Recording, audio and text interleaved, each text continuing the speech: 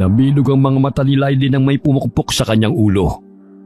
Napalingon siya sa taong may gawa nun sa kanya at malakas niyang sinuntok ito sa muka ng paulit-ulit hanggang sa bumagsak sa sahig.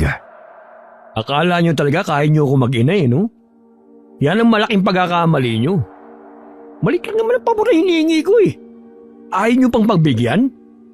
Halakhak niyang dinampot ang mga alahas at mga perang nagkalat sa sahig. Bagamat pilit na bumangon ang babae at hinablot ang bag na pinaglalagyan niya ng mga pera. May lakas ka pa talagang bumangon? Lalaban ka pa? Nandidilat ang mga matang ginilitan niya ng leeg si Criselda at napapangising tinitignan lamang ito habang naghihingalo. Sinindihan niya ang sigarilyo at humithit. Binubuga pa niya ang usok sa 2 taong nakabulagta sa kanyang harapan. Pera lang ang habol ko sa'yo. Sa katunayan nakakadiri kang matanda ka Amoy lupa ka na. Pwe! Maya-maya'y hinila niya ang mga dugo ang katawan at isinilid sa malaking maleta. Tinungo niya ang sasakyan dala ang mga bangkay ng 2 tao. Habang nagmamaneho'y tumutulo pa ang dugo na nagbumula sa sugat niya sa noo. Ngunit hindi niya yun iniinda. Ang importante sa kanya ay ang pera at alahas na nakuha. Napahinto si Lyle sa pagmamaneho, malapit sa abandonadong gusali. May taong naghihintay sa kanya roon at ibinaba ang 2 malaking maleta na agad namang kinuha ng taong nakasuot ng itim na jacket. Ikaw nang bahala dyan. Panlaman din yan sa sikmura. Nanlaban Kaya yan ang inabot nila. Hindi ko naman gustong patayin Kaso sinaktan ako kaya napikon ako. Kaya't yan ang inabot ng walang hiyang mag-inang yan. Baka may nakakita sa ginawa mo. Sus, kahit kailan talaga wala kang bilib sa akin. Walang nakakita, malinis ako magtrabaho. Ikaw nang bahala sa mga buwisit na yan at lilinisin ko lang yung mga kalat ko. Pinaharurot ni Lyle ang sasakyan habang humihit-hit ang sigarilyo. Napangisi pa ito habang sumasagi sa kanyang isipan kung paano niya pinatay ang mag-inang Criselda at Dali. Nadat na ni Dali na binubugbog ni Lyle ang kanyang ina. Halos kalahati ng edad ng ina ang agwat sa nobyo nito. 32 si Lyle habang ang ina'y 62. Pinalampas ni Dali ang inis sa lalaki. Dahil nakikiusap ang kanyang ina, nahiya na lamang silang 2. Kaya't paminsan-minsan na lamang si Dali bumibisita sa ina. Ganun na lamang ang galit ng dalaga kay Lyle, sapagkat alam niyang hinuhututan lamang ito ang ina. Hindi nga siya nagkamali sa kanyang hinala nang madatna na sinasaktan ni Lyle ang inang si Criselda. Pinipilit ng lalaki na isalin sa pangalan ni Lyle ang ari-arian ng matandang babae. Ngunit hindi pa rin ito ginawa. Ang gusto ni Lyle na kahit kalahati ng mana ay ipangalan sa kanya dahil matagal-tagal na rin silang nagsasama. Mahigit 2 taon na rin ang kanilang relasyon ngunit hindi pa nagagawa ni Criselda ang kanyang nais kahit palagi niya itong kinukulit. Kung tutusin, sukang-suka na ako sa yung matanda ka Kung di lang talaga kailangan, hindi ako magdidisang 2 taon na makasama ka. Ngayon mapapakinabangan ko na rin ang pera't bahay mo. Ang damot mo Kaya nararapat lang sa inyo yan ang anak mong maldita. Nanlilisik pa ang mga mata ng lalaki na makikita sa replika ng salamin habang tinutungo ang bahay. Yan ang kinahantungan ng mga taong matitigas ang ulo. Nakakapagod magbait-baitan sa'yo, tanda. Hindi kagwapuhan si Lyle, ngunit malakas ang karisma sa mga byuda at matatandang babae dahil sa hubog ng kanyang katawan. Bagamat may mga marka ng mga tigyawat sa muka, ay hindi yun alintana ng mga babaeng may katandaan na kapag siya'y nagsasalita na. Mabilis niyang napapahulog ang loob ng mga babae dahil sa taglay niyang matamis na dila, samahan pa ng baritonong boses. Madalas ang nakakarelasyon niya ay mga may edad. Nakikilala niya mga ito dahil isa siyang dance instructor sa ballroom. Nagpahinga si Joy sa paglalakad dahil sa pananakit ng kanyang mga kasukasuan. Malayo-layo na rin ang kanyang nilakad upang maghanap ng trabaho na maaari niyang pasukan. Pudpud na rin ang swelas ng luma niyang sapatos at sumisilip na rin ang hinalaki ng daliri niya sa paa. Ang hirap maghanap ng trabaho, lalo na't hindi pa ako nakapagtapos ng kolehiyo. Hindi naman ako kagandahan at hindi pinalad sa height. Hay nako, kailan pa ba ako makakahanap ng trabaho nito? Sa dinami-dami ng pinasahan ko, wala pang tumatawag. Nakaramdam na rin siya ng gutom, kaya't kumain na siya ng baon niyang biskwit. Pamasahe pa uwi na lamang natira sa kanyang pera, kaya't pinagtisa na lamang niya ang natitira niyang pagkain.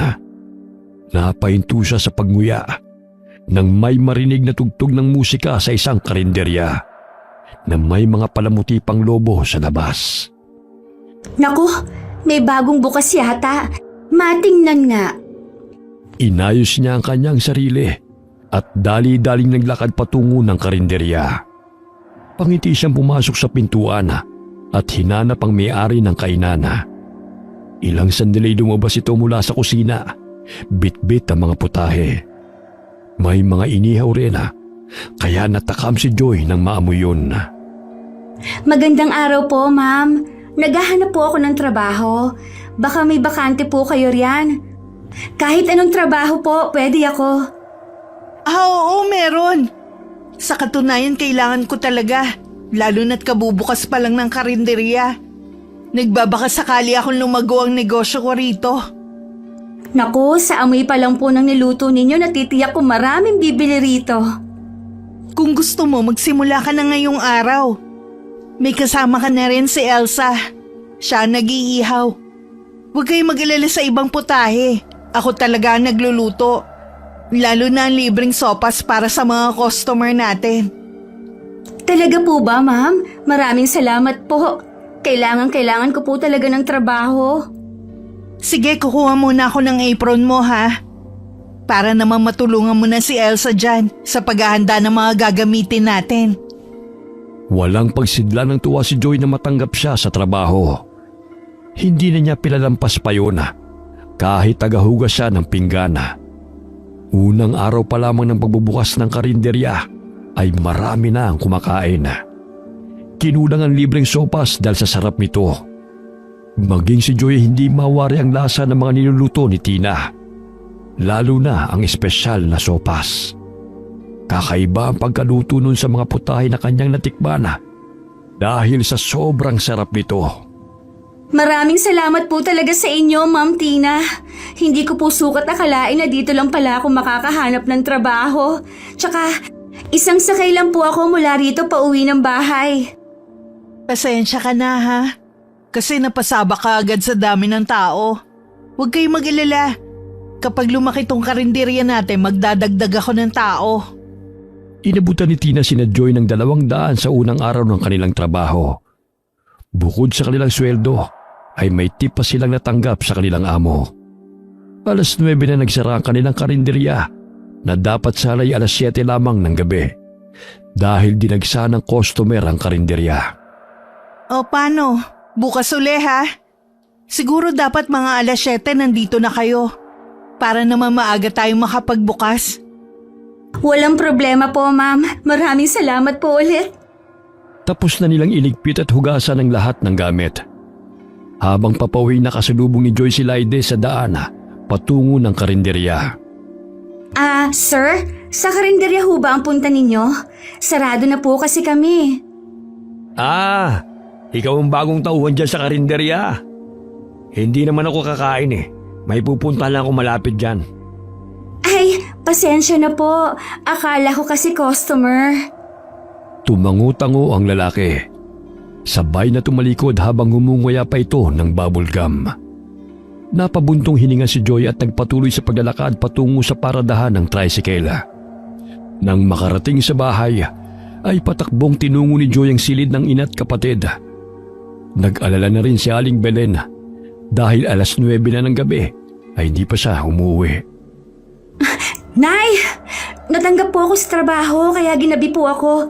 Eto nga binigyan pa kami ni Ma'am Tina ng 200 dahil unang araw pa lamang ay ubos na agad ang mga panindang ulam.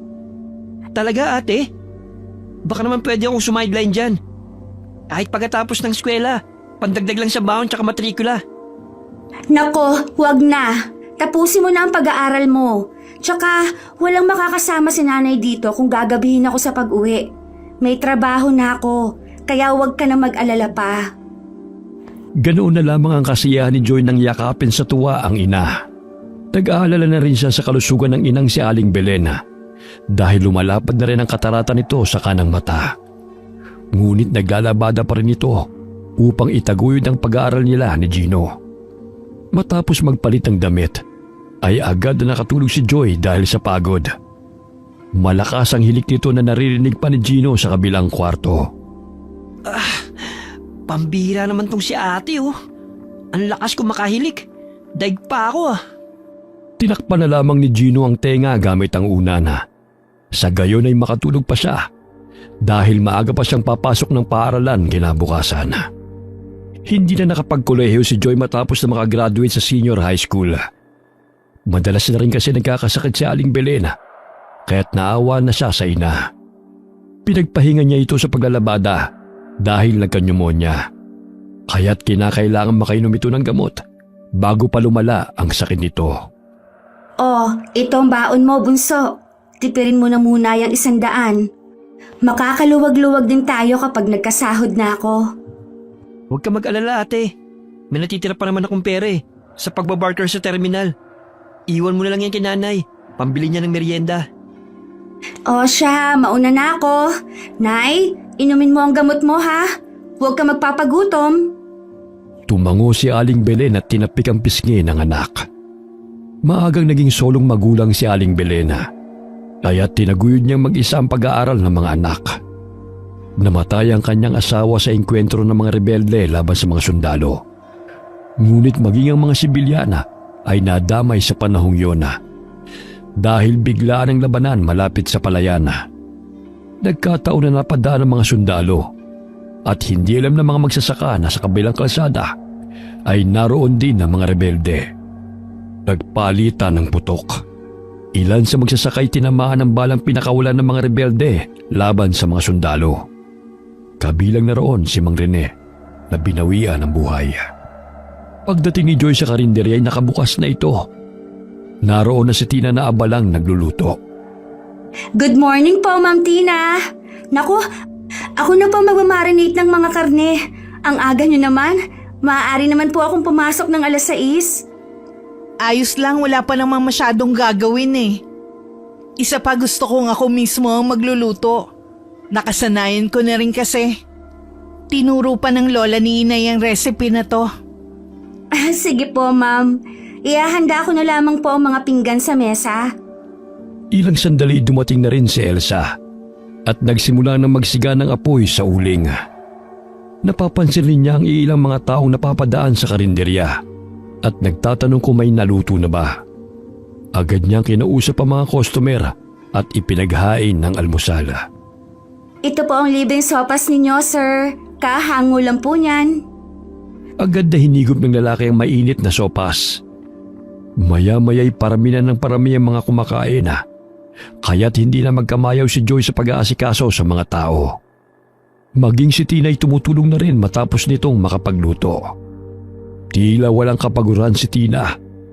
Bagamat 40 na ang edad, ay tila 30 pa lamang ito dahil sa bata itong tignan. Kailangan na talaga natin magdagdag pa ng 2 tao na makakatulong sa atin. Oo nga po, Ma'am. Dumadami na kasi ang ating mga customer. Ayon sa kwento ni Tina kay Joy, na nakapangasawa ito ng dayuhan. Mahigit 5 taon rin silang nagsama. 80 na ang dayuhan. Ngunit bago pa man ito namatay, ay iniwan ito ang ari-arian kay Tina. Kaya't naisipan niyang bumalik ng Pilipinas at magnegosyo na lamang. Isang adobo at apritada nga. Dagdagan mo na rin ng 2 inihaw at 2 kanin. Sige po, sir. Napapangiti si Joy dahil sa dami ng order ng lalaki. Sa isip niya ay napakasiba nito at nakalimang mangkok pa ng libreng sopas. Ma'am, yung lalaki pong nakaupo sa dulo, nakalimang mangkok na po siya ng sopas. Hindi kaya tayo malulugi sa kanya? Hayaan mo na. Dinamihan ko naman ng sabaw. Marami pa naman sa kaldero. Magluluto na lang ulit ako kapag naubos yon. Sige po, ma'am. Ihahatid ko na po ito sa kanya. Para sa akin na ba yung sopas na yan? Napakasarap kasi. Luto na ba yung 2 inihaw na in-order ko? 5 minutes na lang po, sir. Medyo hilaw pa po kasi. Ang tagal naman. Dali mo na rito para makain ko na. Ayoko lang sunog ha. Sige po, kukunin ko na lang. Napaisimid si Joy nang tumalikod sa lalaki. Nagagalit pa ito kapag hindi nasusunod kaagad ang ipinag-uutos. Wala pang 1 minutong nailapag ni Joy ang 2 inihaw sa mesa, ay ubus na kaagad yun ng lalaki. Ay, grabe namang katakawan. Kumurap lang ako, ubos na agad. Makaalis na nga rito. Baka maubos din ang 1 kalderong sopa sa kanya. Sambit ni Joy sa kanyang isipan na. Nagpatuloy na lamang siya sa paghahain sa ibang mga customer. Napansin niyang lumabas ng karinderya si Laide, ngunit hindi pa ito nagbabayad. Kaya't patakbo niya itong sinundan upang singilin. Sir, hindi pa po kasi kayo nagbabayad. 350 po yung bill ninyo. Ilista mo na lang. Sabi mo sa may-ari. Naku sir, hindi po pwede. Ikakaltas po yun sa sweldo ko pag nagkaganon. Bayaran mo ang kinain mo. Buwisit ka. Ang sabi ko ilista mo na lang. Gusto mo bang tamaan sa akin? Nandidilat pa ang mga mata ng lalaki habang inaambaan ng suntok si Joy. Napatras ang dalaga dahil sa takot kay Laide. Ngunit ang 1 kamay niya ay dumampot ng baso. Sakaling suntukin siya nito, ibabato niya ito sa basagulerong customer. Ang dami mong in-order pero wala ka naman pong pambayad. Hindi maaari yun, sir. Umalis ka nga sa harapan ko. Bago ko babasagin yung pagmumukha mo. Pinagtitinginan na sila ng mga tao at naiinis na rin ang mga ito sa maangas na lalaki. Lumabas mula sa kusina si Tina at nilapitan ng 2 nagtatalo. Sige na, Joy. Ako na rito. Hugasan mo na lang ang mga pinggan. Ako na ang kakausap sa kanya. Sige po, ma'am. O ano na naman ba ang problema mo? Ang aga-aga mainit na naman yung ulo mo. Pati tauhan ko pinag-iinitan mo. O sinisingin ako ng abnormal na katulong mo eh. Gago ka ba? Natural, hindi ka niya kilala. At huwag kang magpakilala na magkapatid tayo. O sige na, bayaran mo na ang kinain mo. Ibang usapan na dahil negosyo to. Buwisit, mukha ka talagang pera. Magbayad ka na lang para hindi ka na pagtinginan ng mga tao. Paismid na dumukot ng 500 si Laide at ibinigay kay Tina bago ito lumabas ng karinderya. Lumapit si Tina sa dalaga at sinabihan ito na nagbayad na ang lalaki sa kanya. Ang dami po kasi niyang kinain, ma'am. Tapos, ilista ko lang daw. Huwag ka na mag-alala. Siningil ko na siya. Kaya kapag may mga customer na katulad niya, sabihan niyo lang ako. Ako na ang bahala sa kanila. Tumango si Joy at bumalik na sa paghuhugas ng pinggana. Habang si Elsa ay abala sa pagpapaypay ng mga inihaw at natatawa na lamang sa kwento ni Joy sa kanya. Hindi talaga may iwasan na may ganyang klase ng customer. Ang dami ng kinain pero ayaw magbayad. Mabuting at napansin mo siya bago makaalis. Sa kanya pa lang tila mauubos na ang libreng sopas Loko-lokong tao na yun 1 linggo pa lamang.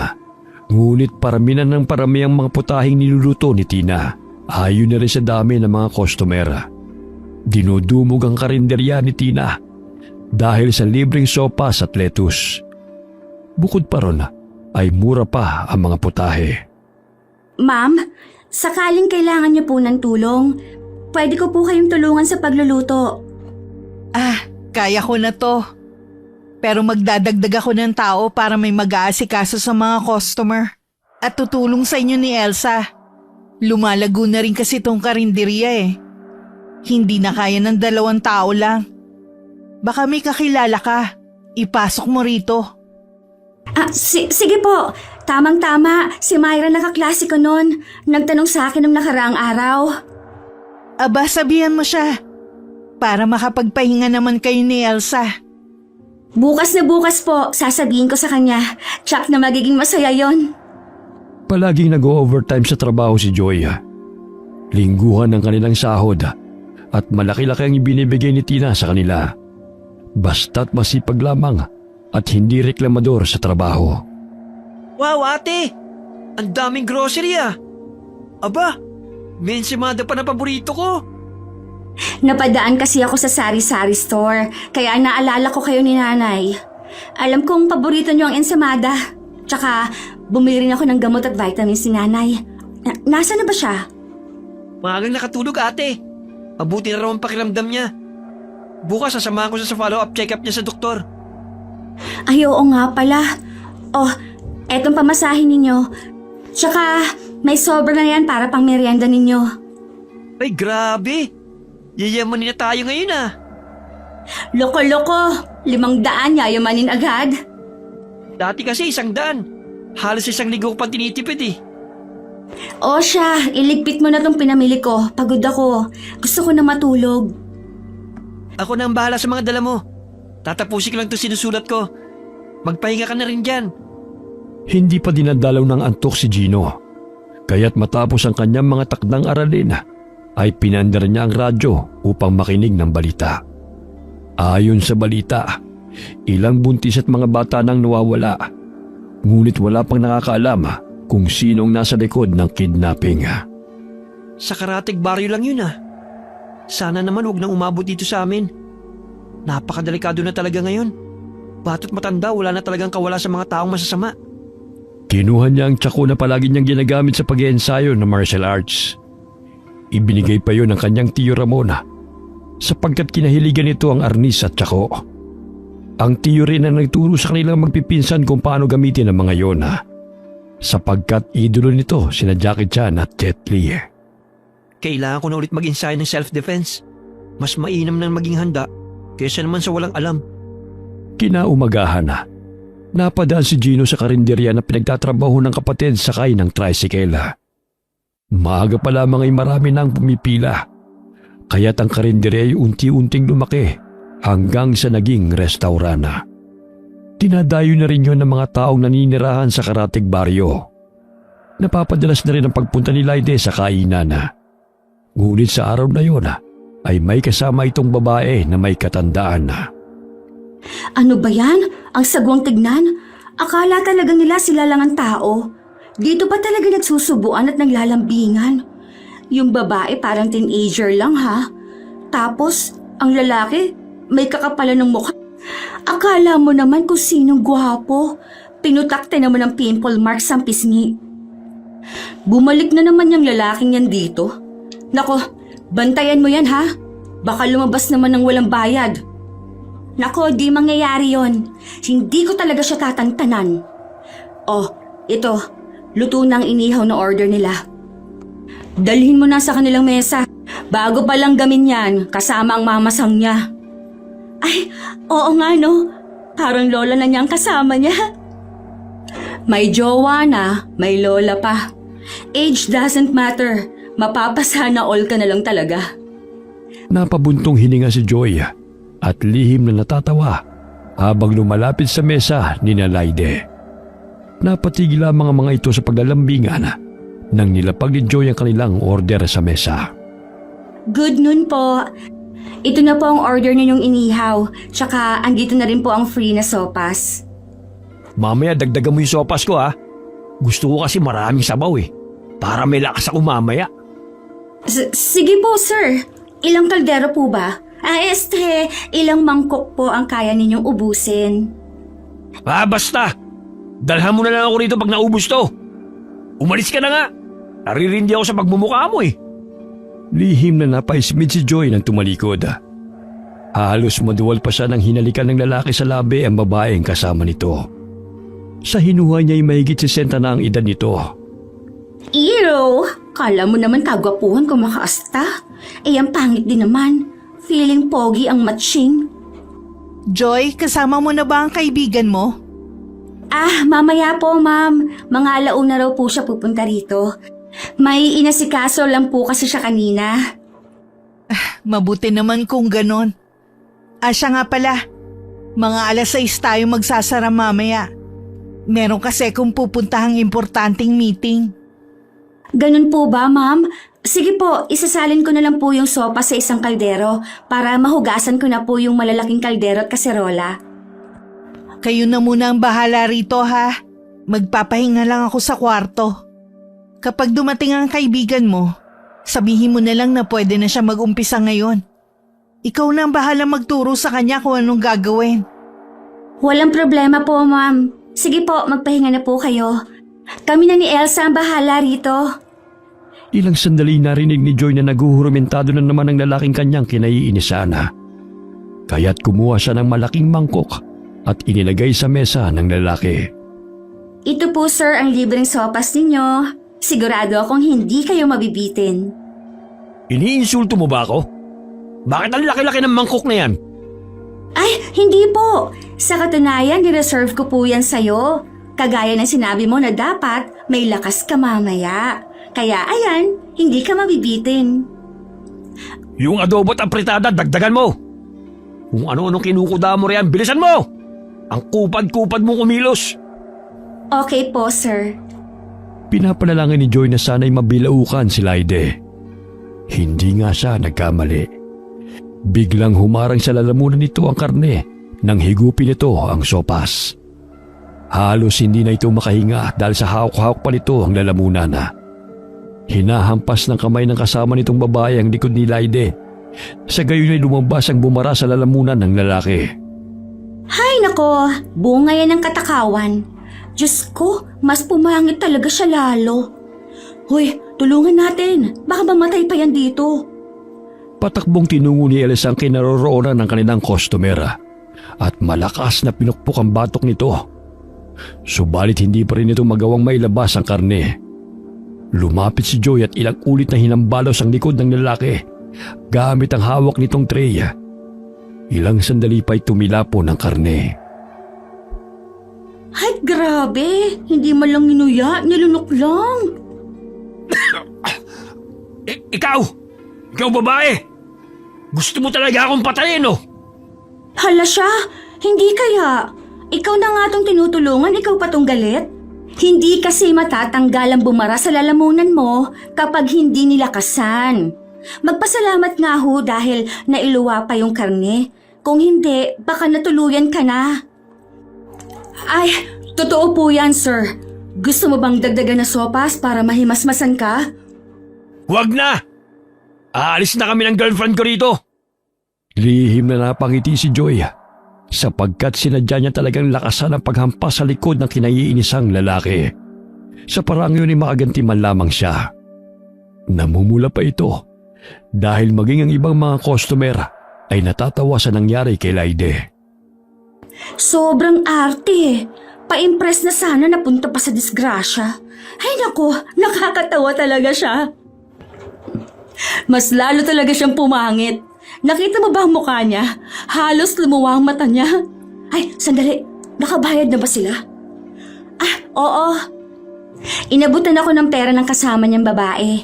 Hindi kaya diskarte lang niya yun para hindi siya ang magbabayad? Natatawa na lamang si Elsa sa sinabi ni Joy. Ilang sandali na aninaw ni Joy na pumasok sa karinderya ang kaibigan niyang si Myra. At palinga-linga pa ito na animoy may hinahanap. Kaya't sinalubong niya ito at sinabihan ng kaibigan na maaari na ito magsimula sa trabaho. Agad na nagligpit ng mga pinagkainan si Myra. Habang si Joy ay nagsimula ng maghugas ng mga pinggan.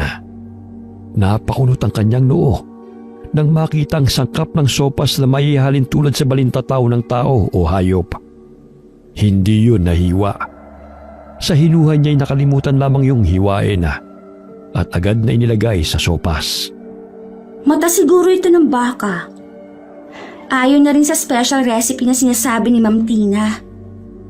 Pinagwalang bahala na lamang yun ni Joy at nagpatuloy na sa kanyang ginagawa upang maaga silang makatapos. Labis ang kasiyahan ni Myra dahil sa wakas ay magkasama sila ni Joy sa trabaho. Bagamat nakakapagod man dahil dinadagsa ng mga tao ang karinderya, ay mas mainam na yon dahil mabait naman ang kanilang amo. Ang nooy maliit na karinderya lamang ay lumago at naging restaurant na ito. Nadagdagan ng 3 pang kasama sina Joy. Ngunit parami din ang parami ang nababalitang nawawala sa mga karatig baryo. Ginabi sa pag-uwi sina Gino kasama ang 2 pinsan na kasing edad nito. Nanggaling sila sa computer shop dahil may proyektong tinapos.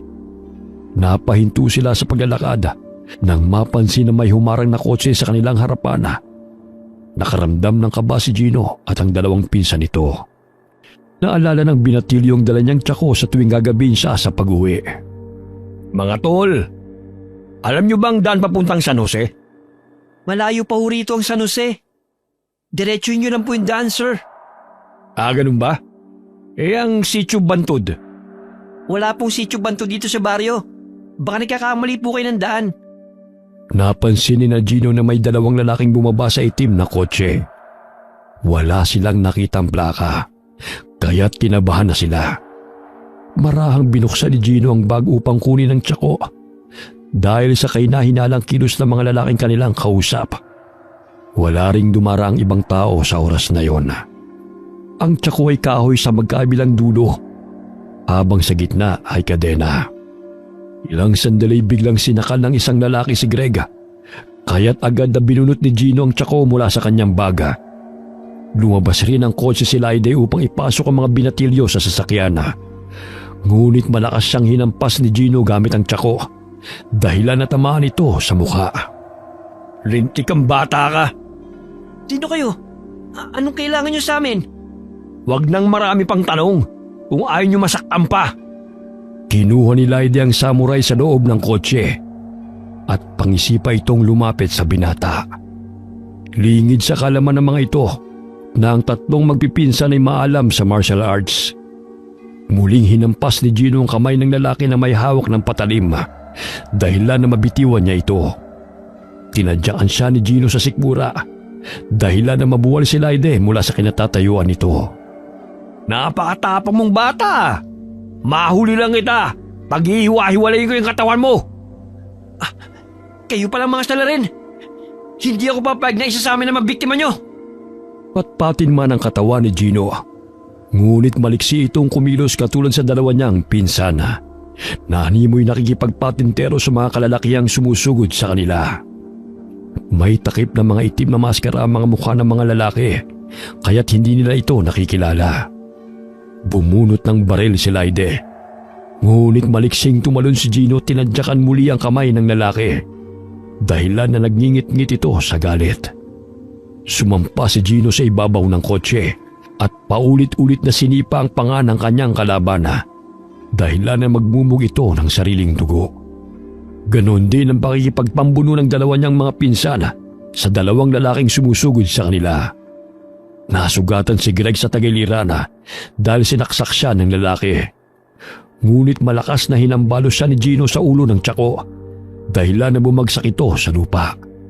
Dinampot ni Gino ang baril na tumilapon at itinutok yun sa mga lalaking gustong dumukot sa kanila. Habang lumalakad patras kasama ang sugatang si Greg at Mark. Huwag kayo lumapit! Kung ayaw nyo iputok ito sa inyo! Matapang ka talagang bata ka. Lumayo kayo sa amin! Hindi ako magdadalawang isip na patayin kayo! Nagtangkang lumapit si Laide, ngunit kinalabit ni Gino ang gatilyo ng baril at pumutok yun. Tinamaan sa balikat ang kasamahan ni Laide, kaya't napagpasahan ng mga lalaki na bumalik na lamang sa kotse. Ilang sandali pa'y pinaharurot nila ang sasakyan at lumayo sa kinaroroonan ng mga binatilyo. Tinanggal ni Laide ang maskara sa kanyang mukha. Malaki ang natamo niyang pasa sa kaliwang mata at dumurugo rin ang kanyang ulo. Buwisit na batang yun Unang beses ako nakainkwentro ng ganong katapang na binatilyo. Muntik pa tayo mapatay nun Namimilipit sa sakit ang kanyang kasama dahil sa bumaong bala sa balikat nito. Nanginginig ang mga kamay ni Gino na nabitiwan ng barela. Dahil sa putok ay nakaagaw yun ang atensyon sa mga taong naroon sa computer shop. Malayo-layo na yun ngunit bumalik ang mga binatilyo upang humingi ng tulong upang malapatan ng pangunahing lunas si Greg. Tulungan niyo po kami! May sugat po ang pinsan ko! Agad na tinulungan ng mga tao si Greg at tumawag ng ambulansya si Mang Nestor na may-ari ng computer shop. Ipinagbigay alam din nila sa mga otoridad ang muntik ng pagdukot sa kanila. Samantala, pumarada ang itim na sasakyan sa tapat ng malaking mansyon. Inalalayan nila ang sugatang kasamahan na papasok ng bahay. O ano nangyari sa inyo? Bakit ganyan ang mga itsura nyo? Ayop na binatilyong yun. Muntik na kami mapatay. Ang lakas ng loob na kalabanin kami. May dala ba kayo para sa mga lulutuin ko bukas? Nakikita mo bang itsura namin, ha? Eh di wala. Kami pa nga ang bugbog sarado sa mga binatilyong yun eh. Eh paano na yan? Wala akong maluluto dahil wala kayong dala para sa akin. Ang lalampan nyo naman. Ang lalaki ng katawan ninyo. Dinaig pa kayo ng mga bata. Wala na rin makakain at maiinom na sariwang dugo sina amang at inang. Ngayong araw lang to. Minalas eh. Bukas, dodobling kung dadaling ko rito. Inilabas ni Tina ang mahaba niyang dila patungo sa sugatang lalaki. Animoy sinipsip niya ang sugat nito. Maya-maya'y lumabas ang bala, dahilan na makahinga ito ng maluwag. Lahi sila ng mga aswang. Konti na lamang sa kanilang natitira dahil tinutugi sila ng mga tao. Kaya't palipat-lipat sila ng tirahan at pinoprotektahan ng bawat isa. Gumagamit ng baril si Laide, ngunit nag-iingat siyang hindi sila masugatan o matamaan ng bala dahil matagal maghilom ang kanilang sugat dulot ng tanso. Ngunit makakayanan naman nilang hawakan yun. May natitirang karne pa naman dyan eh. Pagkaasahin mo na lang. Hay nako, ewan ko sa'yo. Kung ano-ano kasi yung inaatupag mo. Hoy, Tina. Baka nakakalimutan mong kapatid mo ako. Hindi mo ako utusan. Hindi ako nakakalimot. Pero ikaw ang kapatid na kapag kumilos palaging may bayad. Tumalikod si Tina dahil sa inis sa kapatid. Tinungo niya ang kusina at doon binaling ang inis kay Laide. Hiniwa niya ang tiyan ng babaeng buntis at dinukot ang sanggol sa tiyan nito. Tinadtad niya ang sanggol dahil yun ang gagamitin niyang sahog sa gagawin niyang sopas. Nasisiguro kung maaga mauubos ang mga paninda ko dahil sa kamangmangan ng kapatid kong yun. Sinipsip ng babae ang utak ng sanggol upang pakalmahin ang sarili. Tanging ang babaeng buntis na biktima na lamang ang natitirang karne na magiging putahe sa kanyang restauran at natitiyak niyang kukulangin yun kinabukasan. Lumapit si Elsa sa kanya at tinulungan siya sa pagtadtad ng mga karne. Isa ring aswang si Elsa na pinagkakatiwalaan ni Tina. Konti ang magiging putahe natin bukas. Hatiin mo na lang ang mga karning lulutuin natin. Sige ate. Ako na ang bahala rito. Ay nako, puro kapalpakan ang ginagawa ni Laide. Wala nang ginawang maayos ilang araw na. Naapektuhan ang negosyo ko eh. Maging ang pagkain ng mga kasamahan natin. Paano ba naman? May ibang pinag-aabalahan. Bukod sa utos mo'y nakikipaglampungan sa mga matatandang babae para makahuthot ng pera. O siya, magpapahinga na muna ako. Sumasakit ang ulo ko sa lalaking yun. Agad na umalis si Tina sa kusina at nagpahinga sa kwarto. Habang tinatadtad ang mga karne, ay gayon na lamang ang paglagok ni Elsa ng sariwang dugo sa baso. Hindi nakauwi ng bahay sina Gino at Mark dahil binantayan nila si Greg sa ospital. Kahit papano'y laking pasasalamat nila sa tiyuhin dahil sa pagturo nito ng martial arts ay nailigtas nila ang kanilang mga sarili mula sa mga taong gustong dumukot sa kanila. Gayon na lamang ang pag-alala ni na Aling Belen at Joy dahil maghahating gabi na'y wala pa si Gino. Magkasama nilang tinungo ang bahay ng mga tiyuhin at pinagtanong kung naroon ba si Gino. Wala rin sina Greg at Mark, kaya't natitiyak nilang magkasama ang tatlo. Ilang sandali pa'y may naaninaw silang mga tanod kasama si Kapitana na paparating sa kanilang kinaroroonan. Agad ay pinagbigay alam ni na Kapitan ang nangyari kina Gino. Tumungo silang mag-ina sa ospital at doon nadatna nilang natutulog sa sahig sina Gino at Mark habang si Greg ay nasa kama. Bunso, kumusta ka? Ano bang nangyari sa inyo? Pinag-aalala mo kami ni nanay eh. Ate, ayos lang ako. Kaso itong si Greg may saksak eh. Pero ayos na naman ang kalagayan niya, sabi ng doktor. Bakit naman kasi umuwi kayo ng gabi eh? Dapat 6:00 nasa bahay ka na. Tingnan mo, muntik pa daw kayo madukot sabi ni Kapitan. Oo ate, mabuti na lamang dala ko yung tsaku ko kaya nakaligtas kami. Hindi ko nga sukot akalain na mabibiktima kami ng 3 lalaki. Malalaking katawan nila. Tsaka parang nakita kong may tattoo sa braso yung isang lalaki. Parang ahas na may sungay. Napunit kasi yung damit niya eh. Hay nako, ayun si nanay, iyak ng iyak oh. Ayoko pa sanang isama kaso nagpupumilit na puntahan ka namin. Di naman namin maiwan si Greg dito sa ospital. Kaya napagpasya namin bukas na lang umuwi. Humagulgul na niyakap ni Aling Belen ang anak. Maging ang mga magulang ni Mark at Greg ay naroon na. Simula ng araw na yun ay pinag-ibayo ng mga kapulisan ng pagbabantay sa mga kalsada na maaaring daanan ng mga salarin. Gayon na lamang ang inis ni Tina dahil madalang na lamang ang kanilang pambibiktima dahil naging mainit sila sa mga kapulisan. Tanging ang karne ng baka at baboy na lamang ang kanyang ginagawang putahe sa panahong yun.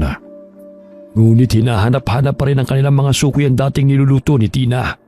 Maging ang kanilang mga kalahi ay nahihirapan na rin sa hindi pag-inom at pagkain ng karne ng tao. Dahil sa pangyayaring yun ay nagrereklamo na ang karamihan sa kanilang mga suki. Kaya't nag-isip ng paraan si Tina kung paano siya makakakuha ng karne ng tao. Gayong bantay sarado ang mga alagad ng batas. Kagaya ng kinagawian ay palaging nauna sina Tina at Elsa sa restaurant. Minsan doon na natutulog ang dalawa dahil may kanya-kanyang kwarto ang mga ito sa likod ng restaurant. Si Tina ang nagtitimpla ng mga putahe. Sa gayon ay isinasalang na lamang ni Elsa ang mga niluluto sa apoy at hindi na masyadong mapagod sa dami ng lulutuin. Initin mo na lang ang sopas mamaya. Uuwi ako para makapagpahinga. Ikaw na muna ang bahala rito ha. Sige po ate, ako na ang bahala rito. Magpahinga ka na at ilang araw ka na rin hindi nakatulog ng maayos. Paano ba naman kung iaasa ko lang lahat kay Laide? Pati tayo magugutom. Nangihina na sina amang at ina. Maging sila naaapektuhan na dahil wala tayong nakukuhang karne ng tao. Pagpasok ni Myra sa karinderya ay nadatnan niyang nag-uusap ang dalawa. Maya-maya nagsidatingin na rin ang iba pa nilang kasamahan. Kaya't agad siyang pumasok sa kusina at inihanda ang lahat ng mga pinggan at basong gagamitin. Ipinalam niya kay Tina na hindi papasok si Joy dahil na-ospital ang kapatid nito. Bumalik ng mansyon si Tina at nadatnan niya si Laide na aalis. Oh, saan ka na naman pupunta? Ayusin mo na muna ang itsura mo at huwag kang lalabas ng bahay nang hindi ka pa magaling. Dahil sa kamangmangan mo, naging mainit tayo sa mga pulis. Minalas lang kami. Hindi na mauulit yun. Sugod ka kasi ng sugod nang hindi nag-iisip eh. Akala ko ba malinis ka kung magtrabaho? Kasing lampa mo rin ng mga tao mo. Alam mo, ang ingay mo. Isang beses pa lang naman kami nabubulilyaso Ang dami mo ng satsat dyan. Kaya maghahanap muna ako ng ibang mauutusan. Dahil naging matumal na ang benta ko sa restaurant. Hinahanap-hanap ng mga suki ko ang dating putahing niluluto ko. Abala sila Myra sa pag-aasikaso sa mga customer, maging ang kanyang mga kasamahan. Naiwan sa kusina si Elsa na nooy patuloy na nag-iihaw ng mga karne. Hindi napansin ni Elsa na pumasok ng kusina si Myra. Isinubo nito ang sariwang karne at palinga-linga na ininom ang baon nitong dugo na isinilid sa bote. Pinahid pa nito ang dugo na tumulo sa kanyang baba at muling itinago ang bote na naglalaman ng dugo sa ilalim ng kabinet. Ganun na lamang ang pagkabigla ni Myra nang makita ang ginawa ni Elsa. Nagkubli siya sa kurtina upang hindi siya mapansin ni Elsa. Ilang sandali pumasok sa banyo si Elsa Kaya't dali-daling tinungo ni Myra ang kabinet at kinuha ang bote na may lamang likido. Naamoy niya ang lansa nito. Hindi siya nagkakamali na sariwang dugo yun. Narinig niya na may paparating, kaya't dali-dali siyang umalis sa kusina at bumalik sa pag-aasikaso sa mga customer. Myra, maaari bang kumuha ka ng 1 galon ng toyo sa stockroom? Naubos na pala rito. May paggagamitan lang ako. Mababanag ang pagkaaligaga sa mukha ni Myra na tumungo sa stockroom. Dali-dali siyang pumasok roon.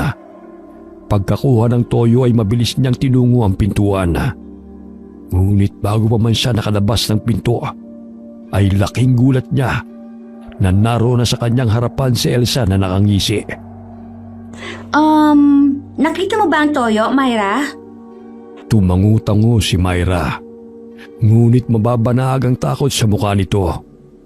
Napatras si Myra dahil sa nanilisik ang mga mata ni Elsa na nakatitig sa kanya.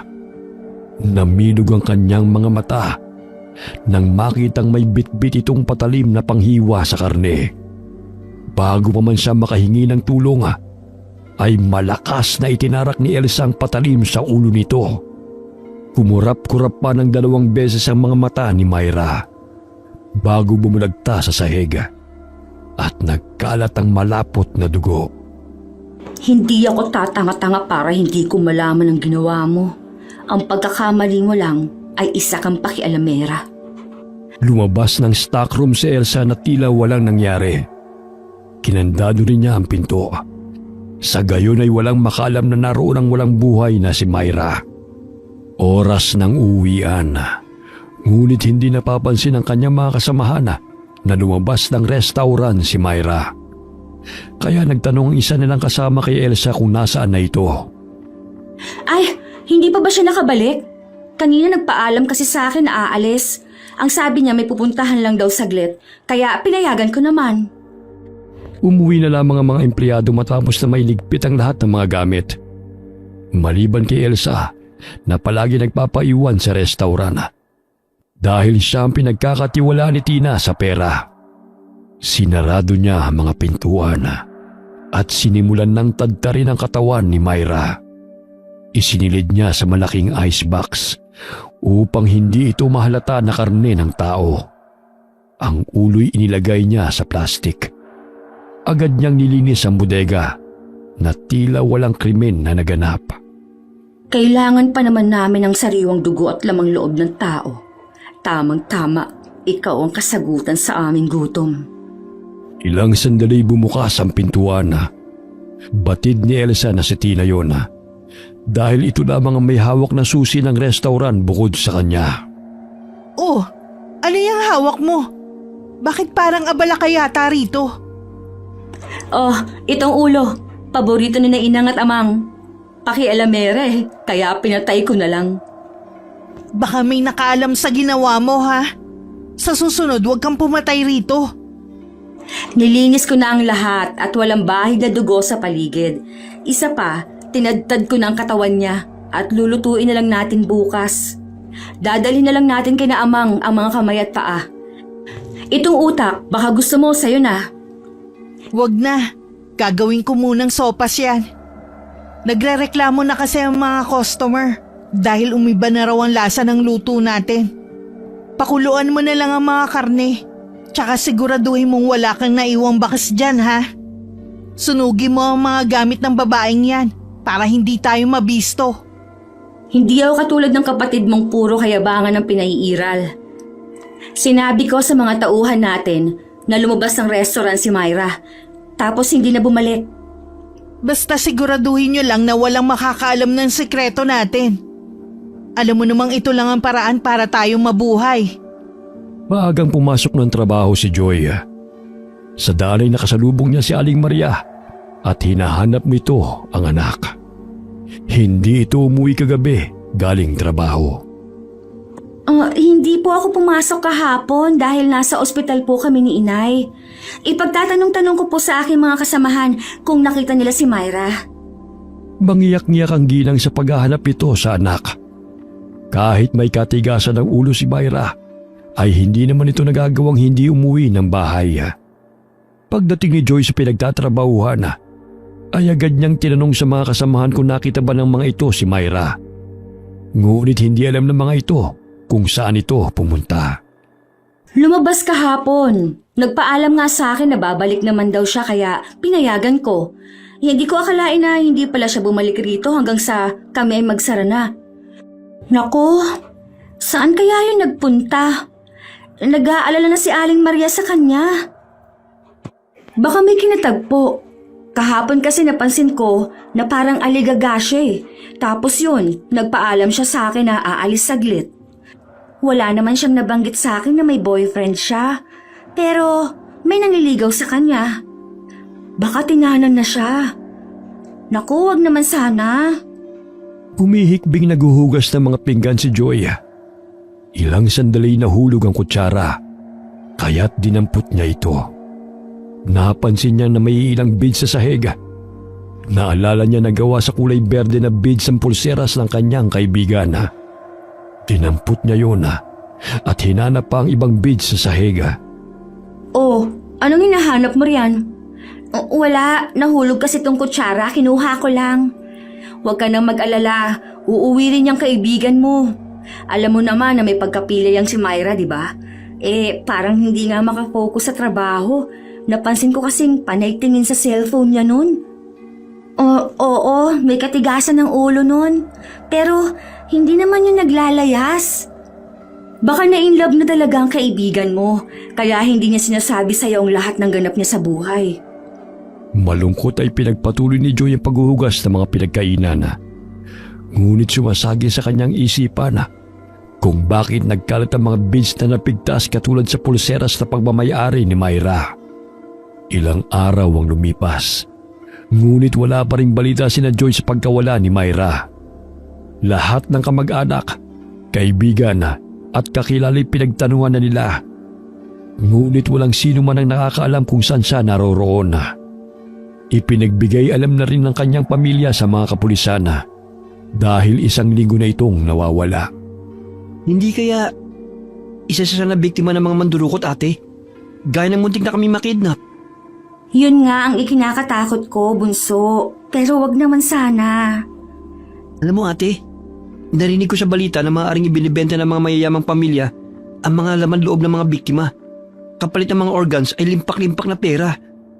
Tsaka yung dinudukot ng mga kababayan naman, ginagamit upang magbuntis. Tapos yung sanggol, binibenta sa mga dayuhan. O di kaya sa mga mag-asawang hindi kaya magkaanak. Sana nagtana na lang sa nobyo niyang si Myra. Huwag lang mangyari sa kanya ang pinagsasabi mo. Kaya ikaw, ate, mag-training ka ulit ng self-defense. Di ba magaling ka sa arnis? Dati yon, pero ewan ko lang sa ngayon. E di mag-ensayo ulit tayo. Matutuwa si Tio Ramon kapag may makakasparing na naman siya ulit. Sige, pag may panahon ako, sa susunod na day off ko na lang siguro.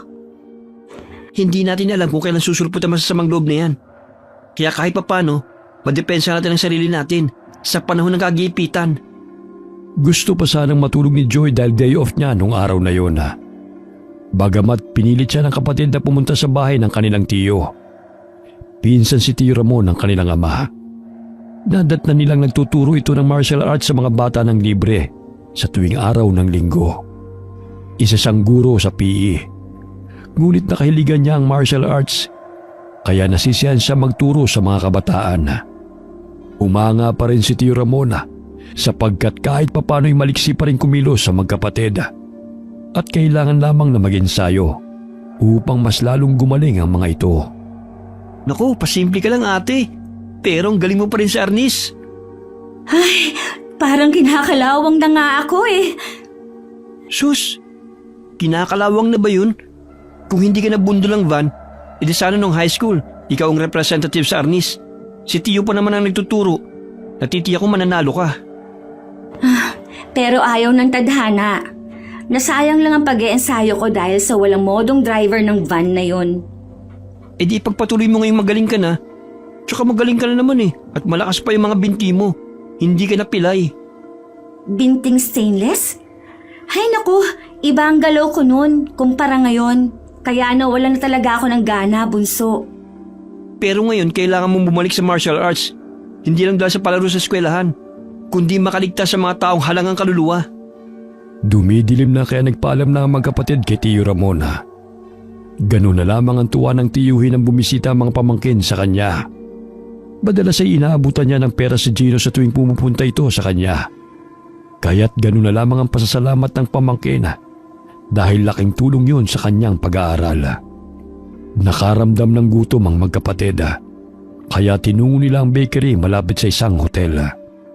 Habang naglalakad sa gilid ng kalsada ay naninaw ni Gino ang isang lalaki na may tattoo sa braso na ahas na may sungay. Muling sumagi sa kanyang isipan ng lalaking muntik nang dumukot sa kanila. Magkatulad ang guhit sa kanilang mga braso. Nakasando lamang ang lalaki sa oras na yun. Bakat ang matipuno nitong katawan. Ate, tignan mo yung lalaking yun, oh. Yung lalaki na may kausap na babae. Yung tattoo sa braso niya. Katulad sa tattoo ng kidnapper na muntik na dumukot sa amin. Naaninaw ni Joy na pamilyar ang mukha ng lalaki na itinuturo ng kapatid. Hindi siya nagkakamali na yun ang lalaking kanyang kinaiinisan na palaging kumakain sa restaurant na kanyang pinagtatrabahuhan. Siya? Kidnapper? Mas daig pa ang holdupper kung kikilatasin lang pagmumuka eh. Siya yung lalaking magulang na ayaw magbayad sa restaurant. Kahit ang daming ino-order. Aba, ibang babae naman ang kausap Kaso matanda pa rin. Bahagyang napalingon sila ay sa kinaroroonan ng magkapatid. Kaya't biglang yumuko ang dalawa. Naanimoy may hinahanap sa kanilang baga. Ilang sandali pinaharurot ng lalaking sasakyan sa kayang babaeng kausap nito. Sigurado ka bang siyang dumukot sa inyo? Parehong-pareho kasi yung tattoo niya eh. Tapos yung hubog ng katawan, magkasinlaki rin sila. Puro matatandang babaeng nakakarelasyon ng hinihinalang kidnapper na yan. Hindi kaya isa lang ang pakay niya? Ang magkapera? Sa bagay, mukhang pera naman talaga siya eh. Hindi nga imposible. Manmanan natin siya. Baka may kinalaman siya sa pagkawala ni Myra. Kailangan natin maghanda. Natitiyak kong may masamang hangarin talaga ang lalaking yan. Pabalik-balik ng istasyon ng pulis si Aling Maria. Ngunit wala pa ring balita tungkol sa pagkawala ni Myra. Maging si Joy tumulong na rin sa paghahanap sa kaibigan. Buhat ng pinaghihinalaan ni Joy si Laide ay muling dinala ng dalaga ang kanyang foldable army stick. Sa unang tingin ay simpleng maliit na stick lamang yun. Ngunit kapag pinindot na ang dulo ay humahaba ito. Pinagawa pa yun mismo ng kanyang tiyo Romana at iniregalo pa sa kanya nung siya ay nasa high school. Dahil sa parehong pagkahilig sa arnis. 9:00 na ng gabi. Kaya nagligpit ng mga gamit at naglinis ng restaurant sina Joy. Marami-rami na rin mga basura. Kaya kinuha niya ang 3 supot upang itapon sa labas. Hindi inaasahan na sasabit ang isang garbage bag sa nakausling pako sa mesa. Kaya't napunit yun at nagsilaglagan ng lamang basura. Nandilat ang mga mata ni Joy nang matagpuan ang ponytail na pagmamayari ni Myra. Maging ang shoulder bag nito. Kay Myra to Pero bakit nandito pa ito kung umalis nga siya? Lumapit si Elsa sa kanya. Ngunit maagap niyang naisilid ang mga gamit ni Myra sa garbage bag. At tanging ang mga plastic na laman ang nadatnan nitong nagkalat sa sahig. Naku, hinay-hinay lang. Bakit hindi ka nagpatulong kay Lino? Ayos lang naman. Tsaka tapos ko na ang mga gawain ko. Oo siya, ako na magmamap dito. Itapon mo na lang ang mga yan. Hindi may paliwanag ni Joy ang kabang naramdaman. Sumasagi sa kanyang isipan na may kakaibang nangyari sa kanyang kaibigan at hindi ito nakipagtanan. Diyos ko, ano ba talagang nangyari sa'yo, Myra? Magparamdam ka naman upang malaman kong totoo. Nang marating ang pinagtatapunan ng mga basura, ay agad niyang kinuha ang mga gamit ni Myra. Naroon sa loob ng bagang wallet ng kaibigan na nagpapatunay na hindi ito umalis sapagkat naroon pa ang pera nito. Kailangan kong tuklasin kung anong totoong nangyari. Marahil ay may matinding lihim sa likod ng kanyang pagkawala. Hinayaan na lamang ni Joy ang mga gamit ng kaibigan sa basurahan sapagkat kapag kinuha niya yun ay malalaman ni Elsa na kinukutuban na siya ng masama. Nakalimutan ni Elsa na sunugin ang mga gamit ni Myra, kaya naisipan na lamang niyang itapon ito sa garbage bag at inisip na hindi naman yun mapapansin ng kanyang mga kasamahan dahil na rin sa abala siya sa paghahanda ng lutuin. Ilang beses niya nang inutos kay Laide na sunugin yun, ngunit madalas ding nakakalimutan ng lalaki. Lumabas sila ng restaurant maliban kay Elsa dahil doon na ito natutulog at maagang gumigising dahil ito ang tumutulong sa pagluluto kay Tina. Binuksan ni Joy ang kanyang baga ngunit wala doon ang kanyang pitaka kaya bumalik siya sa restaurant. Bahagya siyang napahinto sa paglalakad nang maninaw ang isang itim na sasakyan. Iniluwa nito si Laide, ang lalaking kanyang kinaiinisan. Ano kayang ginagawa ng taong yan sa restaurant sa ganitong oras? Nagkubli si Joy sa basurahan. Ilang sandali na aninag niya na may binaba itong 2 sako at binuhat yon papasok ng restaurant. Pinagbuksan siya ni Elsa at nag-uusap pa ang mga ito. Maya-maya'y lumabas din kaagad ang lalaki at muling bumalik ng sasakyan. Akala ko ba hindi nila kakilala ang lalaking yan? Bakit sa kilos nila tila matagal na silang magkakakilala? Joy, anong ginagawa mo dyan? Bakit parang daga ka nagtatago sa basurahan? Naiwan kasi ang pitaka ko sa locker, ma'am. Bakit hindi ka pumasok para kunin yun? Hindi na siguro, ma'am. Naalala ko may mga barya pa naman akong natira. Sige po, ma'am. Bukas ko na lang po kukunin ang pitaka. Hindi maikubli ang kabang naramdaman ng dalaga sapagkat ang nooy maamong mukha ni Tina ay napalitan ng animoy nakakasindak. Nanlilisik ang mga mata nitong nakatingin sa kanya. Mahigpit siyang hinawakan sa braso, kaya't tumindi ang kabang naramdaman ng dalaga. Lumapit din si Laide sa kanilang kinaroroonan at pangisi pa siya nitong tinitigan. Bakit hindi ka pa umuwi? Siguro nagmamanman ka upang magnakaw, no? Ha? Hindi Sige na, Joy. Pumasok ka na sa restaurant. Kunin mo na ang pitaka mo. Hindi na hubale. Aalis na po ako. Akmang tataligot si Joy, ngunit sinenya sa ni Tina ang kapatid na pigilan ng dalaga. Kinaladkad nito patungo sa restaurant si Joy, kaya't gano'n na lamang ang pagpupumiglas nito. Hindi sinasadyang nabuksan ang cellphone ng dalaga at aktong sa numero ni Gino ang otomatikong nadayal. Hello, ate? Hello, ate? Anong nangyayari sa'yo? Aray! Aray, bitiwan mo akong lalaki ka! Hello, ate? Nasaan ka? Ano ba nangyayari sa'yo? Kinabahan si Gino nang marinig ang boses ng kapatid sa kabilang linya. Kaya naisipan niyang lumabas ng kanilang bahay at sunduin ang kapatid sa pinagtatrabahuan nito. Hindi niya naginising pa ang ina, sa gayon na hindi na ito mag-alala pa. Kinuha niyang tsako at tinungo ang barangay. Ngunit tanging si Mang Domeng at Luis na kagawad lamang ang naroon. Manong, parang nasa panganib po ang ate ko. Maaari niyo po ba akong sama sa pinagtatrabahuhan niya? Narinig ko kasi sa kabilang linya na humingi siya ng saklolo. Pakiusap po, tulungan niyo kami. Naiiyak na sambit ni Gino. Humingi ng tulong at sinamahan naman siya ng 2 kagawad. Sakay ng motorsiklo ay tinungo nila ang restaurant kung saan nagtatrabaho si Joy. Huminto sila sa poste. Nakita nila na may sasakyan na nakahinto sa gilid ng restaurant. Ngunit hindi niya nakita ang kapatid. Sigurado po ako. Parang may kumakaladkad po sa ate ko eh. Wala naman po yung pupuntahan bukod sa restaurant na pinagtatrabaho niya eh. Baka nandito lang po sa paligid si ate. Mag-aalas 11 na yun kaya wala nang napapadang sasakyan at mga tao. Samantala, hinahawakan ni Laide si Joy sa buhok habang kinakaladkad papasok ng restaurant. Bakit ba kasi ang kulit-kulit mong babae ka? Aray! Bitiwan mo ako! Nasasaktan ako! Ma'am Tina, Kilala niyo po bang lalaking yan? Aray! Kapatid niya ako, bakit? Kapatid? Ano gagawin niyo sa akin? Para kasing hindi lang pitaka ang gusto mong kunin eh. Patid ko nagmamanman ka, taghihinala ka na. Naghihinala saan? Wala akong alam sa sinasabi mo.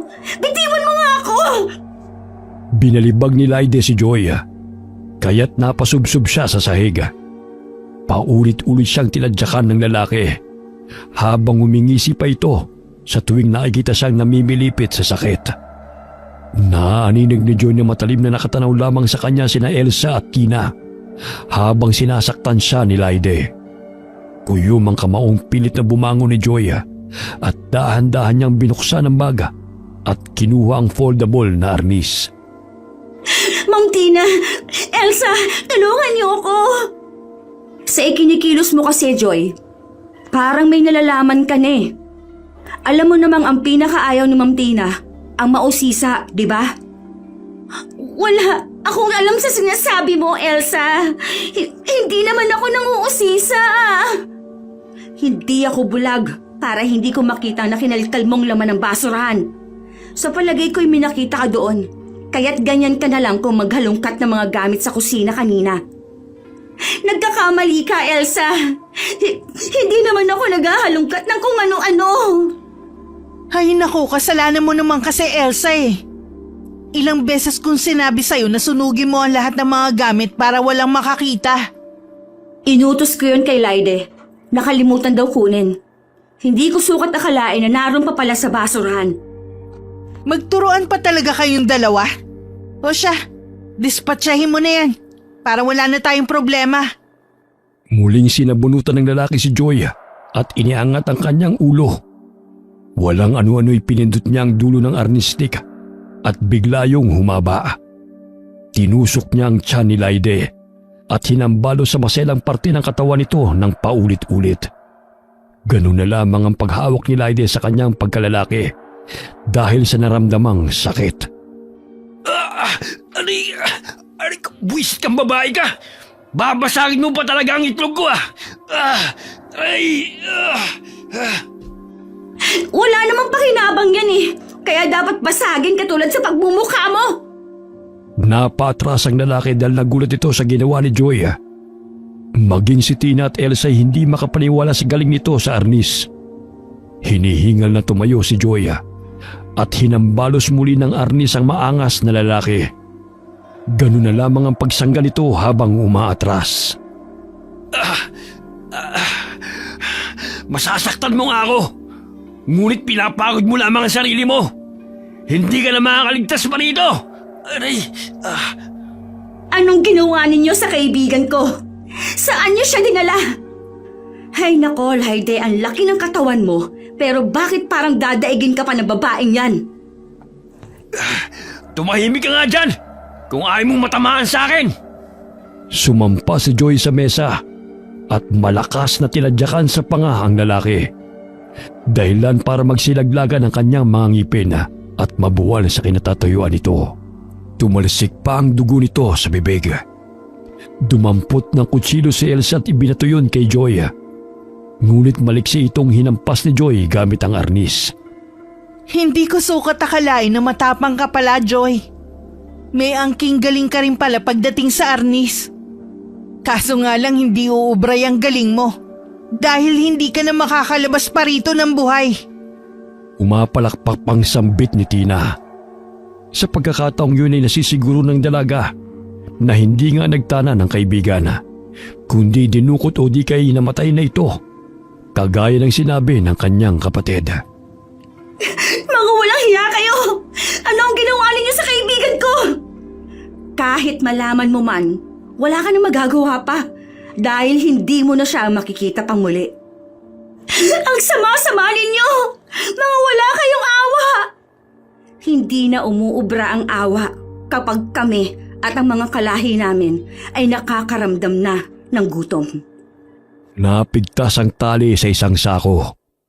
Ganun na lamang ang pagkagulat ni Joy nang makita ang dugo ang ulo ng isang lalaki. Hindi na ito makilala dahil halos madurog na ang laman sa mukha nito sa tinamong sugat. Bakit pinatay niyo sila? Ano ang kasalanan nila sa inyo? Wala naman silang kasalanan, kundi laman sila ng sikmura. Pagkain ng mga yan. Ang nakakatuwa pa'y maging kayong mga tao ay nasasarapan sa karne ng kapwa ninyo. Natatawa pang sambit ng babae habang nakikita ang takot sa mukha ng dalaga. Umaagos na ang mga luha sa pisngi ni Joy. Hindi rin siya makapaniwala na tinadtad ni Elsa ang isang bangkay sa kanyang harapan. Halos masuka siya ng hilahin ni Elsa ang bituka ng lalaking bangkay. Ang puso nito ay takam ng inuya ng babae. Ibig sabihin, sila ang niluluto ninyo? Tumpak! Magiging katulad ka rin nila. Kung hindi ka lang kasi pakialamera, hindi mo to aabutin. Akmang babangon si Laide. Ngunit biglang tumalon si Joy mula sa mesa at bumagsak sa ulo ng lalaki bago lumipat sa kabilang mesa kung saan naroon ang mga kaldero. Ganun na lamang ang pamimilipit sa sakit ng lalaki nang maapakan ng dalaga ang kanyang mukha na nagdulot ng pinsala sa ilong nito. Namilog ang mga mata ni Joy nang makitang nagbago ang mga mukha ni na Elsa at Tina. Animoy naging mga taong lobo ang mga ito dahil tinubuan ng mayayabong na balahibo ang kanilang mga mukha. Tinubuan rin ng matutulis na pangil at mga ngipin at mga tengay lumapad. Mga aswang kayo! Hindi magtatagal sa na rin sa magiging putahing lulutuin ko. Kaya huwag mo nang pagurin pa ang sarili mo sa pagtakas. Dahil wala ka nang kawala. Inilabas ng aswang na si Tina ang mahabang dila nito upang ipulupot kay Joy. Gayun din ang ginawa ni Elsa. Ngunit maliksing tumalon-talon si Joy sa mga mesa upang makailag sa dalawang aswang. Muli siyang lumundag at naapakan niyang muli ang tiyan ni Laide. Halos lumuwa ang mga mata nito dahil sa sakit. Hoy! Nayuyupi na mukat katawan ko sa pinagagagawa nyo! Mga buwisit kayo! Animoy lasing na bumangon si Laide. Ngunit malakas na tumama ang kaserola sa kanyang mukha nang sanggay ni Joy ang dila ng dalawang aswang na lumalapit sa kanya. Bumagsak si Laide sa sahig at nahilo sa lakas ng pagkasapok sa kanyang mukha. Isa-isang binabato ni Joy ang mga kaserola at pinggan sa dalawang aswang na sumusugod sa kanya. Ganoon na lamang ang pagngit-ngit sa galit ng mga ito. Kahit anong gawin mo, hindi ka makakatakas. Walang tutulong sa iyo rito. Mamatay man ako, pero sisiguraduhin kong mapapagod at mahihirapan din kayo sa pagpatay sa akin. Dinampot ni Joy ang kutsilyo at ibinato yun patungo sa aswang na si Elsa. Nailagan yun ng aswang, kaya't napangisi ito sa kanya. Muli siyang binato ni Joy ng ulong putol. Nailagan na naman itong muli. Ngunit sa pangatlong beses ay muli siyang binato ng dalaga ng kutsilyo. Sa pagkakataong yun ay namilog ang mga mata ni Elsa nang bumaon sa sentido nito ang patalim. Akala mo talaga maiilagan mo pa yan, ha? Ipararanas ko rin sa'yo ang kamatayan katulad sa sinapit ng mga taong pinaslang ninyo. Bumulagta si Elsa sa sahig nang bumaon sa kanyang ulo ang kutsilyo. Tumalon ang aswang na si Tina sa kinaroroonan ni Joy, kaya't tumakbo ang dalaga patungo sa kristal na pintuan, kung saan tanging yun lamang ang hindi natatabunan ng roll-up. Hindi niya yun magawang buksan dahil wala ang susi. Kinalampag niya ito at tinadyakan, bagamat hindi pa rin niya kayang buksan. Naririnig ni Gino ang ingay ng mga kasirola at binabasag ng mga pinggan mula sa loob ng restaurant. Madilim ang paligid at tanging ang ilaw sa poste lamang ang nagsisilbing liwanag. Bagamat ilang di pa lamang ang layo nun sa restaurant. Lumapit si Gino at ang dalawang kasamahan nito sa pintuang kristal. Dooy tumambad sa kanilang paningin ang humihingi ng tulong na si Joy. Pilit na binubuksan ni Gino ang pintuan, ngunit hindi niya yung kayang buksan. Mang Luis, tulungan po natin si ate. Nasa panganib po siya. Hindi makapaniwala ang dalawang kagawad nang maninaw ang lumalakad na animoy lobo na papalapit kay Joy. Maging si Gino'y natakot sa kahantungan ng kanyang kapatid. Muling tumakbo si Joy palayo ng pintuan upang hindi siya mahuli ng aswang na si Tina. Paulit-ulit na hinambalos ni Mang Luis ang pinto gamit ng kanilang batuta upang mabuksan ito sa pamamagitan ng pagbasag. Ngunit nahirapan sila dahil makapal yun. Naisipan ni Mang Luis na humingi ng tulong sa mga kapulisan, kaya't agad siyang tumawag sa estasyon ng pulis. Sa kasamaang paladang nakatanggap ng tawag ay yaong kakilala ni Tina na ipinagpalit ang katapatan sa salapi. Kaya't wala itong ginawang aksyon at hindi ipinaalam sa mga kasama nito ang tungkol sa paghingi ng tulong ng kagawad. Binaba nito ang telepono at muling bumalik sa kanyang pagkakape. Humingi ka pa talaga ng tulong sa mga kaibigan mo? Pero maging sila magiging putay sa restaurant ko. Isa kang malaking hangal. Walang tutulong sa inyo. Dahil ang mga alagad ng batas na inaakala mong kakampi ay tinapalan ko na ng salapi para manahimik. Hindi lahat ng tao ay halangang kaluluwa katulad mo. Hindi lahat ng tao ay matatapalan ng salapi ang kanilang dignidad. Walang kasamaan na nananaig. Yun ang akala mo. Naipatayo ko ang restaurant na ito dahil sa limpak-limpak na salapi. Ang daling masilaw ng mga tao sa pera. Kaya nga nagagawa naming makakuha ng pagkain na walang nakakahuli sa amin, di ba? Dahil yun sa mga taong mukhang pera! Akala ko'y mabuti ang hangarin mo. Yun pala'y peke ang pinapakita mong malasakit sa aming mga mahihirap. Hinangaan kita dahil sa pagiging mabait mo sa mga bata at namumudmud ka pa ng pagkain sa mga batang lansangan. Yun pala, isa kang mapagkunwari. Huwad! Muling sumampa si Joy sa mesa at hinambalos ng arnis ang aswang na si Tina. Ngunit nahawakan ng aswang ang arnis. Kasabay nun ay binalibag nito si Joy. Dahilan na bumagsak ang dalaga sa katawan ng walang malay na si Laide. Hindi ako papayag na magpatuloy ang kasamaan ninyo. Yun kung mapipigilan mo pa ako. Papatayin kita! Tingnan mo ang ginawa mo kay Elsa, walang iya ka! Pinatay mo ang pisang ko! Tumayo si Joy at naapakan niyang muli ang mukha ni Laide. Ganun na lamang ang ungol ng lalaki. Dahil halos bugbog sarado na ang kanyang katawan sa paulit-ulit na pag-apak at paghahambalos sa kanya. Muling sinugod ni Joy ang aswang na si Tina. Ngunit naaktuhan siya ng aswang at binitin siya pataas. Lumalapat sa kanyang balat ang matatalim na kuko nito. Dahilan na makaramdam siya ng hapdi. Pasensya ka na. Dahil dito na magtatapos ang buhay mo! Ilang sandali napalingon ang aswang sa pintuan nang biglang mabasag yun. Pumasok si Gino kasamang dalawang kagawad upang tulungan si Joy. Hoy! Bitiwan mong kapatid ko! Hayop ka! Paulit-ulit siyang hinambalos ni Gino gamit ang tsako. Natatakot may tinulungan siya ng dalawang kagawad na labanan ng aswang. Kaya't nabitiwan ito ang dalaga. Huwag ka mag-alala, ate. Humingi na kami ng tulong sa mga kapulisan. Sila ang dahilan ng pagkawala ni Myra, bunso. Mga aswang sila.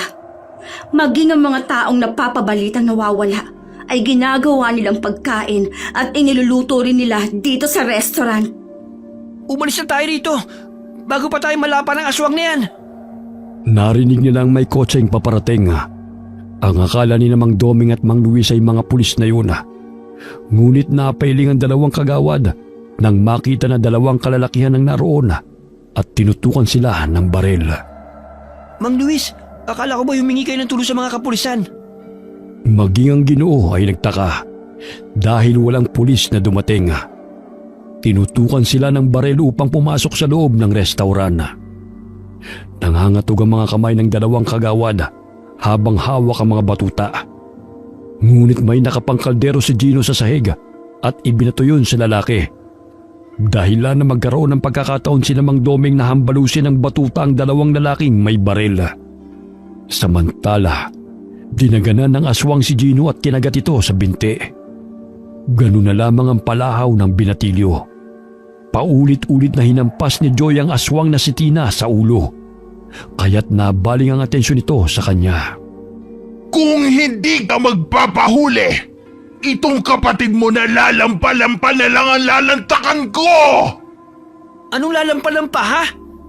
Pinulupot ni Gino ang bahaging kadena ng tsako sa leeg ng aswang at hinila ang magkabilang dulo nito.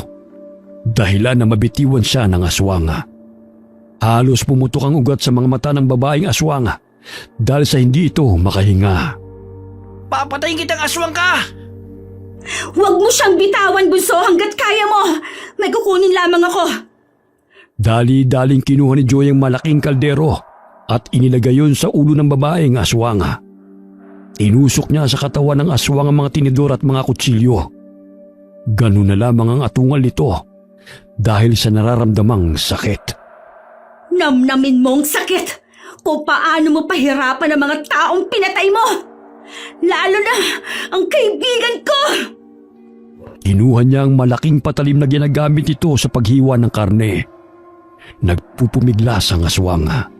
Ngunit dali-daling bumalik si Joy sa kinaroroonan ng kapatid. Gamit ng patalim ay tinabas ni Joy ang mga paa at kamay ng aswang hanggang sa maputo nito. Umiiyak na ginagawa yun ni Joy habang naalala ang kaibigang si Myra. Napakasama mo! Pinagkaitan mo ng buhay ang kaibigan ko! Marami pa yung pangarap para sa pamilya niya. Wala kang awa! Galit na tinatadtad ni Joy ang katawan ng aswang hanggang sa tumigil na ito sa pag-atungal. Putol-putol ang mabalahibo nitong paa at kamay ng bitiwa ni Gino. Tumatalsik pa ang dugo nito sa mukha ng binatilyo. Dilat ang mga mata ng aswang na si Tina nang bumulagta sa sahig. Ngayon mo sabihin na kaya kang iligtas ng limpak-limpak na pera na pinagyayabang mo. Kayang dugtungan ng pera ang buhay. Pero hindi nito kayang buhayin ng masamang nilalang na katulad mo! Naaninaw ng magkapatid na nakikipambuno ang dalawang kagawad sa mga lalaking tauhan ni Laide. Muntik nang barilin ng isang lalaki si Mang Domeng. Ngunit maagap na hinampas ni Mang Luis ang kamay ng lalaki gamit ng batuta. Dahilan na mabitiwan nito ang baril. Tatakas pa sana ang dalawang lalaki, subalit pinaputukan sila ni Mang Domeng. Kaya't tinamaan ito sa balikat. Lumingon ito kay Mang Domeng. Laking gulat nila na maaninaw na naging hayop ang wangis ng mga lalaki. Paulit-ulit silang pinaputukan ng dalawang kagawad hanggang sa bumulagtamang ito sa lupa.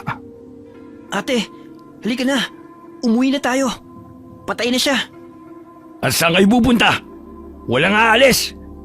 Lintik, buhay ka pa? Bumangon si Laide na nandidilat ang mapupula nitong mga mata. Unti-unti ring nagbago ang kanyang anyo. Tinubuan din ang mukha nito ng itim na balahibo at naging ganap din itong aswang. Hinablot nito si Gino at hinagis. Umagsak ang binatilyo sa bangkay ng aswang na si Elsa. Kaya't binunot ito ang patalim na bumuon sa ulo ng aswang. Lumayo ka sa akin! Isasaksak ko to sa'yo! Akala mo'y natatakot ako sa patalim na yan? Gagamitin ko ba yan na panghiwa sa katawan mo? Subukan mong lumapit. Itutulad kita sa mga kasamahan mo! Biglang tinabig ng aswang ang hawak na patalim ni Joy, kaya't tumilapon ito.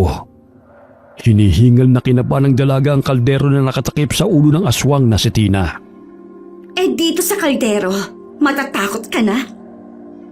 Tumawa ang aswang nang makita ang kalderong hawak ni Joy. Ngunit nandilat ng kanyang mga mata nang tadyakan siya ni Joy at hambalusin ang kaldero sa mukha ng paulit-ulit. Napatras na lamang ang aswang dahil sa gigil ni Joy at sa lakas ng paghambalo sa kanya. Muli niyang tinabig ang dalaga, kaya't napasandal ito sa dingding. Inamba ang sasakalin siya ng aswang, ngunit naaninaw ni Joy ang tsaku ng kapatid sa sahig at malakas niya yung hinampa sa aswang na si Laide. Nakakailag man ito, ngunit tinatamaan naman siya ng dalaga. Nakaramdam na rin ng pagod si Joy, kaya't gumapang siya sa ilalim ng mga mesa upang pansamantalang makapagpahinga. Sige, magtago ka! Para kang daga na tago ng tago sa pusang paparating! Mahuli lang kita! Babalik lang leeg mo! Tinulak ng lalaking aswang ang mga mesang kanyang nadaraanan. Gusto siyang sugurin ni Gino, ngunit sa tuwing tatayo ang binatilyo, ay kumikirot ang sugat ito sa binti na kinagat ng babaeng aswang. Sinenyasan siya ni Joy na magtago sa kabinet, malapit sa sinasandala nitong dingding. Sinunod naman yon ng kapatid at sinenyasan siya nito na huwag lumikha ng ingay. Diyos ko, tulungan niyo po kami upang makawala sa aswang na ito. Di hamak na mas malakas siya kaysa sa amin. Naway gabayan po ninyo kami at protektahan. Kayo na lamang po ang bahala sa amin. Napatampal si Joy sa kanyang bibig nang mapansin ang tumutulo na laway malapit lamang sa kanyang pinagkukublihan. Naninaw niyang naroon sa kanyang harapan ang aswang at akmang bubuhati na nito ang mesa. Bago pa man siya makita ng lalaking aswang, ay itinarak niya ang kutsilyo sa paa nito. Agad siyang tumayo at muli niyang hinambalos ito ng tsako. Muli niyang kinuha ang kutsilyo at ginilitan ito ng leeg. Sumirit ang dugo, kaya't napasa po ang aswang na si Laide sa leeg. Ngunit hindi pa rin ito binawian ng buhay. Napakakunat ng buhay mo! Kasing kapal ng pagmumukha mo! Dinampot ni Joy ang arnis na nakapatong sa mesa. Sumampa siya sa mesa at dumundag upang itarak ang pares ng arnis sa mga mata ng aswang na si Laide. Malakas itong umatungal. Hindi magkamayaw ang aswang sa sakit dahil sa natamo niyang mga sugat. Asuray-suray siyang lumakad dahil wala na itong makita. Bumagsak siya sa sahig. May nakausling maliit na kutsilyo roon, kaya't aksidenteng doon tumama ang kanyang noo at bumaon yun sa kanyang ulo. Pasinok-sinok na nakadapa ang lalaking aswang hanggang sa unti-unting binawian ng buhay.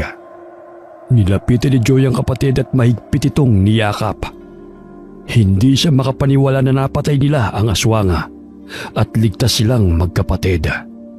Ate, ayos ka lang ba? Oo, bunso, ayos lang ako. Maraming salamat sa inyo.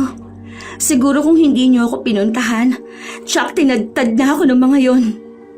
Hindi ko akalain ng mga aswang sila, ate. Akala ko yung mga sindikato lang. Aksidente kong natagpuan ang gamit ni Myra. Kaya naghinala ako na hindi siya lumabas ng restaurant. Ang galing-galing mo, ate. Biruin mo natalo mo sila. Hindi ko yun magagawa kung hindi dahil sa tulong ninyo. Maraming salamat, bunso. Maaasahan ka talaga. Paano ba yan? Bukas wala ka nang babalikan pang trabaho. Marami namang mapapasukan. May konting naipon naman ako. Kaya yun na lang muna ang gagamitin natin. Halika na. Tumayo ka na riyan. Kaya mo ba maglakad? Kaya ko naman. Kaso nga lang kumikirot ang sugat ko. Medyo malaki. Uwi na tayo. Natitiyak kong hinihintay na tayo ni nanay. Inalalaya ni Mang Doming at Mang Luis si Gino. Pailing-iling na lamang ang mga ito dahil walang pulis na dumating, kundi ang mga tauhan pa ng kanilang kalaban. Napaslang niyo po ba sila, Mang Doming? Kasamaan sila nung lalaking muntik na dumukot sa amin. Hindi ako nagkakamali. Ang tattoo na nakita ko sa braso ng aswang, katulad sa taong muntik na dumukot sa amin. Kaya natitiyak kong isa lang sila. Sana, sa pagkamatay nila, wala nang napapabalitang may dinudukot. Dinala ng dalawang kagawad sina Joy at Gino sa pinakamalapit na klinika upang maipagamot ang sugat ng binatilyo. Tinungo rin ni Mang Luis ang istasyon ng pulis at nagreklamo na wala man lamang rumesponde sa kanila. Bagamat wala raw silang natanggap na tawag, lingid sa kalaman ng ibang kapulisan na ang nakatanggap ng tawag ay tauhan ni Tina na isa palang aswang. Umugong ang balita tungkol sa nangyari sa restaurant. Agad yung ipinasara at dinala ang lahat ng mga bangkay sa morgue na nadatnan sa loob ng restaurant. Pinaghinalaan ng mga kapulisan ng miyembro ng kulto sina Tina at Laide. Simula nang mamatay ang magkapatid na aswang, ay wala nang napapabalitang dinudukot sa baryo. Wakas.